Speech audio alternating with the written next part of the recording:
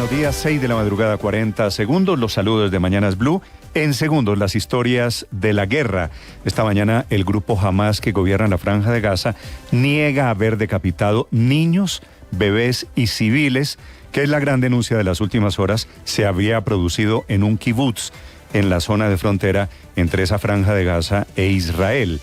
A propósito de ello, esta mañana el Papa Francisco emite una histórica declaración diciendo desde el Vaticano que quienes son atacados tienen el derecho a defenderse, aunque reconoce también que está adolorido, que está con dolor y preocupado tanto de los muertos inocentes en Israel como los de Palestina. Le hace un llamado al grupo Hamás para la liberación inmediata de los rehenes, que pueden ser muchos, centenares, una cifra todavía incierta. Bienvenidos, vamos a hablarles desafortunadamente de los dos teatros de guerra, por un lado con Hamás, que es proiraní en la Franja de Gaza, y ahora se mete también Hezbollah, que ataca a Israel desde el Líbano. Responde con la misma energía el gobierno israelí, que está convocando a sus reservistas en todo el mundo. Están llegando a Israel cerca de 300.000 jóvenes a enlistarse en los cuarteles de la guerra. Esta mañana han seguido los bombardeos de lado y lado. Israel ya cuenta 1.200 muertos civiles y en Gaza 920. Digo civiles porque no cuento allí a los milicianos que pertenecen a Hamás, que se encontraron sus cuerpos en la zona de frontera. Así que es un conflicto que está llegando seguramente ya a más de 4.000 muertos en 5 días. Quinto día de guerra, Hamás fue el primero en atacar y ahora está negando que haya matado y decapitado bebés. El presidente de los Estados Unidos, Joe Biden, envió el primer avión cargado con munición avanzada para que Israel se pueda defender, que es el propósito de Estados Unidos, que nuestros amigos israelíes cuenten con todas las herramientas.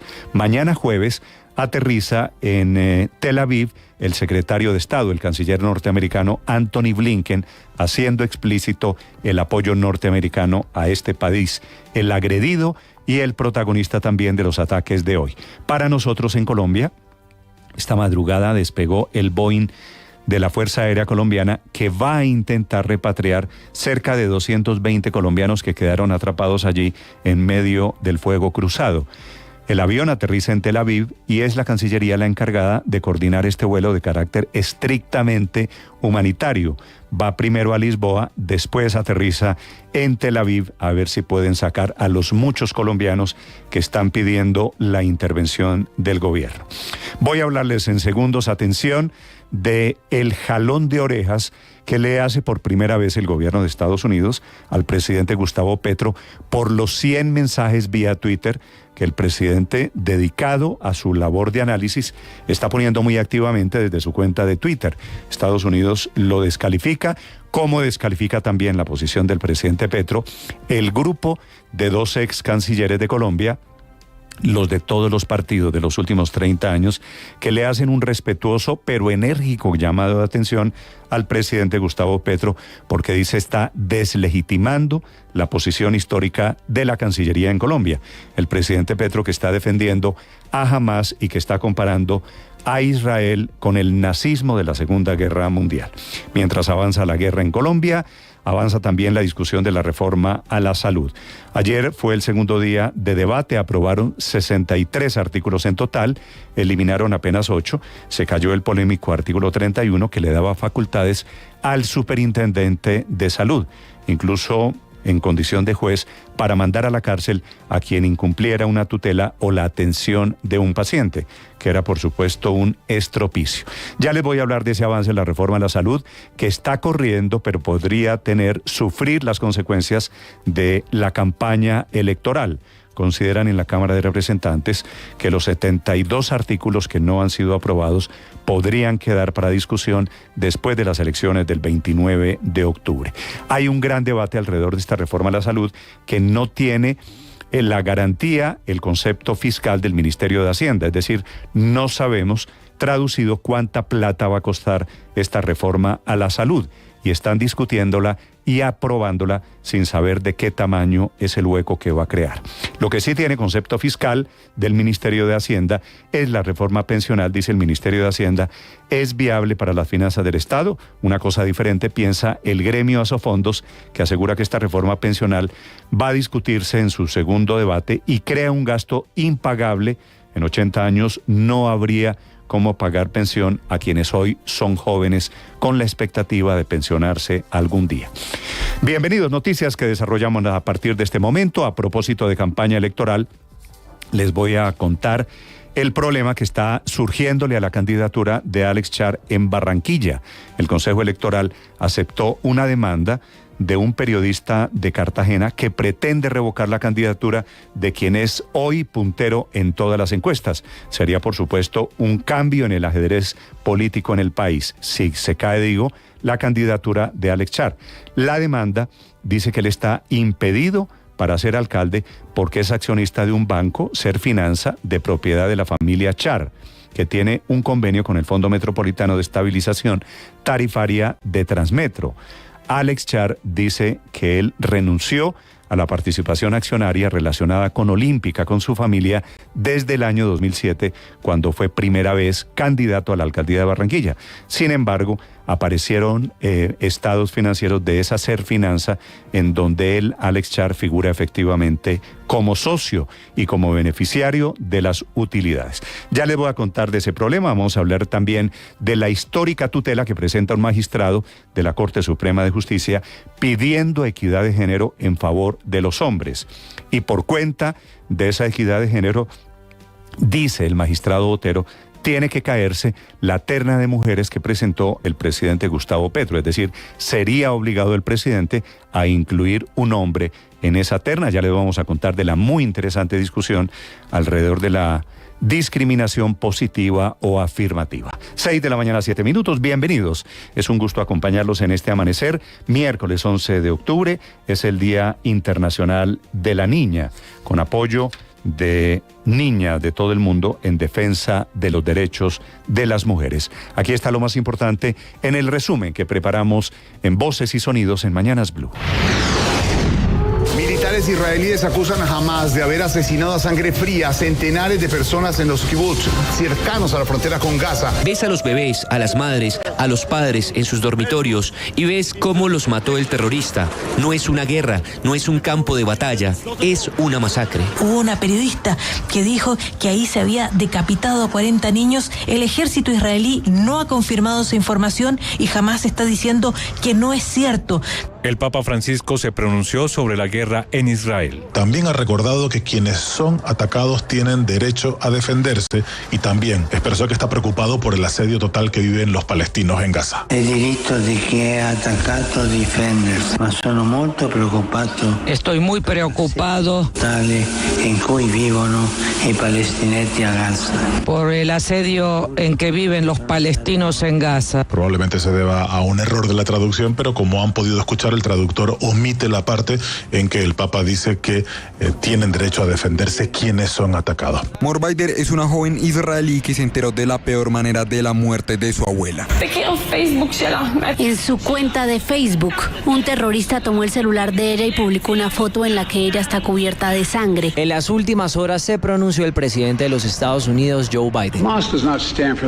Jamás no defiende el derecho del pueblo palestino a la dignidad y a la autodeterminación. El propósito declarado es la aniquilación del Estado de Israel y el asesinato del pueblo judío. Y en medio de las crecientes tensiones por cuenta del estallido de la guerra en Israel, se confirmó que Anthony Blinken, secretario de Estado de los Estados Unidos, viajará a Medio Oriente desde este 11 de octubre. Uno de sus portavoces cuestionó las comparaciones que ha hecho el presidente Gustavo Petro entre lo que ocurre en Israel y los campos de concentración de los nazis. No, eso no es cierto. Y este tipo de comentarios de otros líderes ciertamente no son útiles y no son indicativos de lo que realmente está pasando. Israel tiene todo el derecho a defenderse. Los terroristas que perpetraron estos ataques deben rendir cuentas. Los relatos de los colombianos suman todo tipo de situaciones. Sara cuenta dónde se refugian quienes no tienen un búnker cerca. Entonces, en mi caso, nos reunimos todos los vecinos en las escaleras, en el segundo piso. María Angélica Herrera narra uno de los momentos más tensionantes que ha habido en medio de la guerra. 2 misiles cayeron aquí en esta ciudad. De verdad que fue muy angustiante, fue una zozobra horrible. Pensé que ya era la hora porque se movió mucho este edificio. El padre Chucho es otro de los colombianos que se encuentra en Israel y narra cómo ha vivido la guerra. Porque cualquier cosa que pasa aquí, hay unos refugios y todos tenemos que correr, y mis colombianos se me perdieron, se metieron a la cocina, yo terminé metido con los judíos. A esta hora el avión de la FAC Boeing 737 ya se dirige a Tel Aviv para rescatar a cerca de 220 colombianos que se encuentran atrapados entre Israel y Palestina por cuenta de la escalada del conflicto en Medio Oriente. El brigadier general Juan Mosquera es el comandante de Catam. Pues lo que nos han manifestado es que no hay ningún tema de seguridad para entrar al aeropuerto de Ben Gurión en Tel Aviv. La tripulación es una tripulación experimentada, tienen altos estándares y alta experiencia en este tipo de vuelos internacionales, transoceánicos, van aumentados, son 2 tripulaciones. ¿Cómo será el operativo para la salida de colombianos que están en Israel? Hablamos con la embajadora en ese país, Margarita Manjarres. 270 personas que son turistas y quienes están en la prioridad de la lista, 51 ya fueron evacuados.